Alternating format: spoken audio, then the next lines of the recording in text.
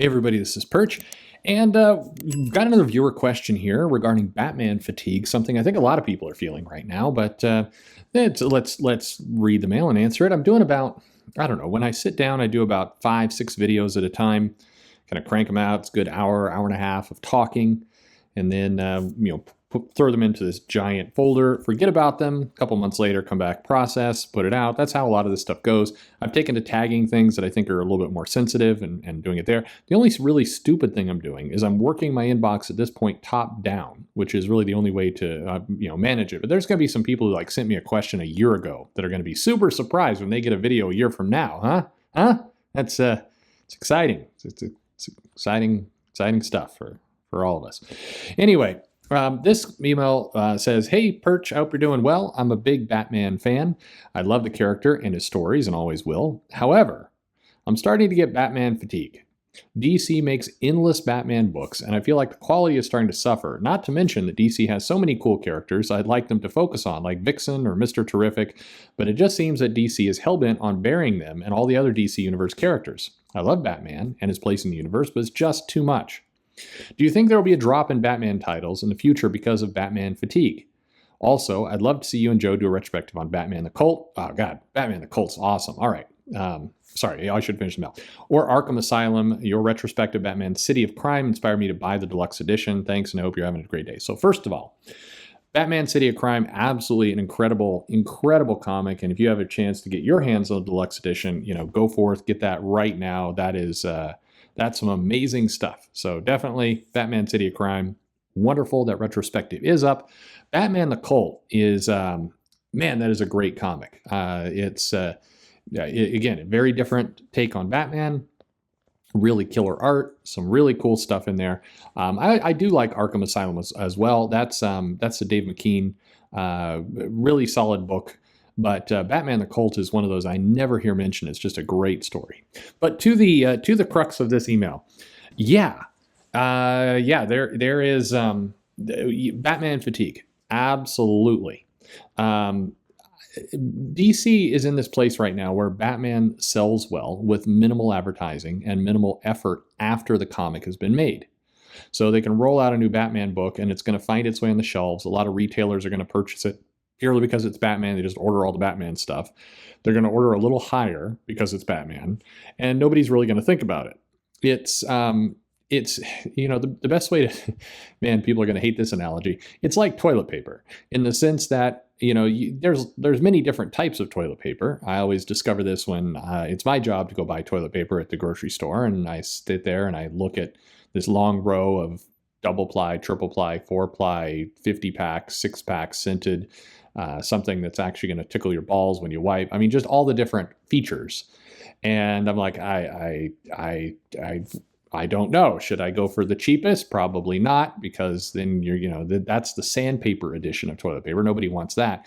But regardless, the point is most people don't really think about the product. With Batman, it's, with toilet paper, you need toilet paper in the store. So you order a bunch of toilet paper. The actual different features and types of toilet paper, you probably don't put a lot of time and effort into because people need toilet paper. They're going to buy it.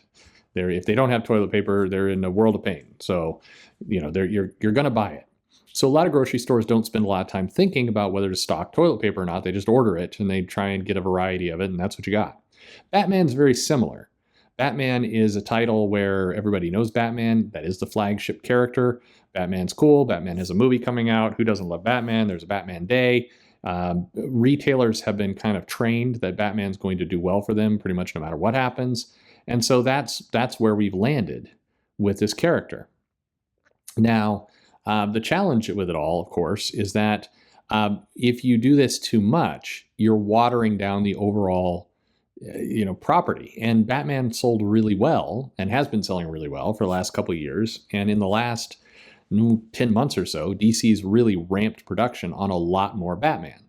We've got Batman-centered events. Somehow we're cramming Batman into cosmic level events now. We saw that with Death Metal.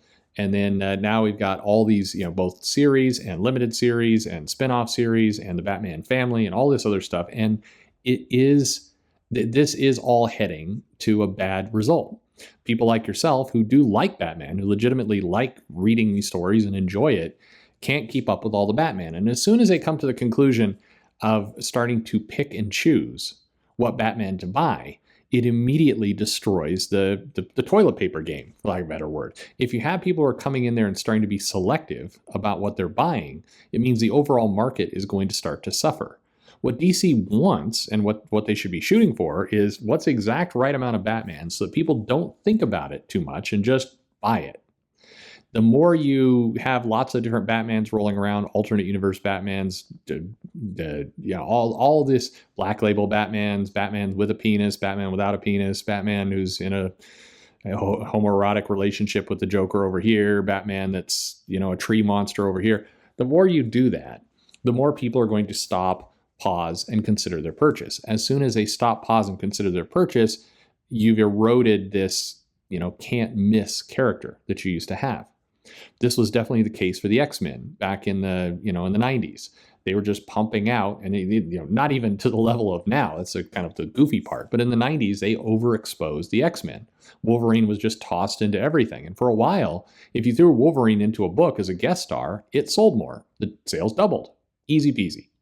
Today, unfortunately, if you throw Wolverine into a book, it's unlikely to have an impact. And they killed that off in the 90s by going to the well too much. We saw it again with Deadpool. We've seen it again with Harley Quinn.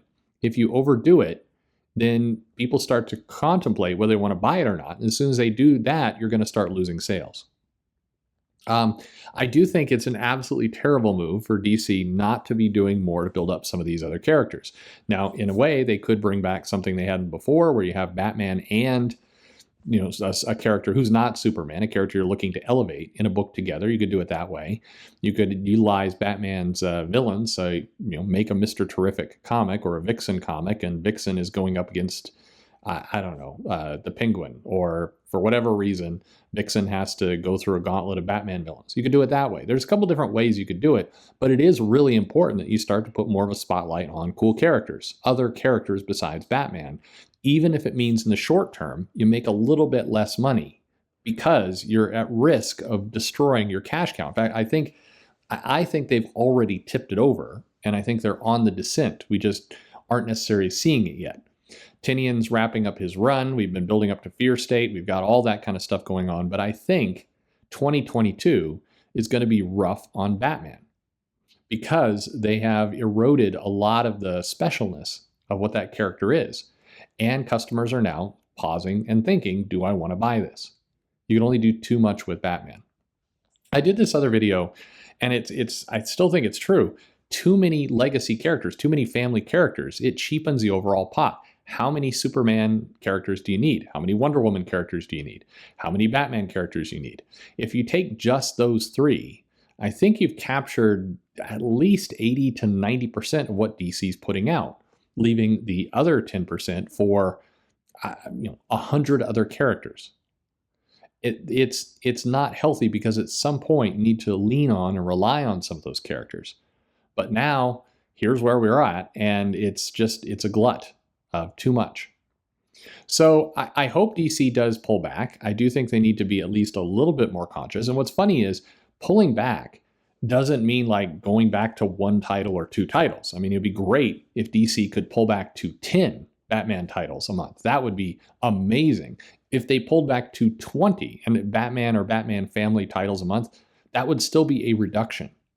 That's how bad it's gotten. They do need to be a little bit more cautious. They need to spread it out a little bit more, and they do need to look at it. I love Mr. Terrific. I think he's a great character. I would like to see Mr. Terrific in a comic that's not, Tom King's Strange Adventures, where I feel like the character was done dirty in a lot of ways. I'd like to see Vixen. I'd like to see the JSA. I'd like to see a Hawkman book. I'd like to see all kinds of things that DC could be putting out. There's a lot of characters they have, and they're in many ways getting drowned out and choked out by Batman. Because the other message, by the way, it sends by having so much Batman is it sends a message that everything else is less important. And because everything else is less important, people see it that way. I think if you're telling your audience, hey, we care about only this thing, we care most about Batman, everything else is secondary, well, then your customers are going to believe you. And they're also going to start believing that everything else is secondary. And when they do that, now you've taken away the opportunity to make money off those characters. It's all harmful. I'm glad you're a Batman fan. I hope that you're able to find some stuff. Thank you for the remembering the cult. What a great comic it is. Got to do a retrospective of that. Just amazing. So thank you very much. Glad you're reading comics. Thanks for writing. What do the rest of you think? Let me know in the comments below. Like and subscribe, of course. And thanks for listening.